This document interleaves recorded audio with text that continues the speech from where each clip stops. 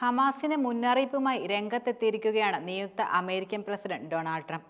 വെടിനിർത്തലിനായി തടവുകാരെ കൈമാറ്റ ചർച്ചയ്ക്ക് വേണ്ടി പ്രതിനിധി സംഘം ദോഹയിലേക്ക് മടങ്ങാനിരിക്കുന്ന സാഹചര്യത്തിലാണ് ഹമാസിന് മുന്നറിയിപ്പുമായി ഡൊണാൾഡ് ട്രംപ് എത്തിയിരിക്കുന്നത്. തന്റെ സ്ഥാനോഹരണത്തിന് മുമ്പ് മുഴുവൻ ഇസ്രായേൽ ബന്ദികളെയും വിട്ടയക്കണമെന്നാണ് ട്രംപ് നൽകിയിരിക്കുന്ന മുന്നറിയിപ്പ്. സ്ഥിതിഗതികൾ സംഘർഷത്തിലേക്ക് നീങ്ങുമെന്നതിൽ സംശയമില്ല. അത് യഥാർത്ഥത്തിൽ ഹമാസിനോ അല്ലെങ്കിൽ മറ്റാർക്കും ഗുണകരമാവുകയുമില്ല. ഇതിനെപ്പറ്റി കൂടുതലൊന്നും പറയാൻ ആഗ്രഹിക്കുന്നുമില്ല. വളരെ നേരത്തെ തന്നെ അവർ ശരിക്കും തിരിച്ചെത്തേണ്ടതായിരുന്നു. അതിനാൽ ഇനിയും അധികകാലം അവർ ബന്ദികളായി തുടരില്ല. ഇസ്രായേൽ അടക്കം തന്റെ സഹായം അഭ്യർത്ഥിക്കുകയും ചെയ്യുന്നുണ്ട്. അമേരിക്കക്കാരും ഈ കൂട്ടത്തിൽ ഉൾപ്പെടുന്നുണ്ട്. അവരുടെ മാതാപിതാക്കൾ തന്നെ ബന്ധപ്പെടുകയും ചെയ്തു.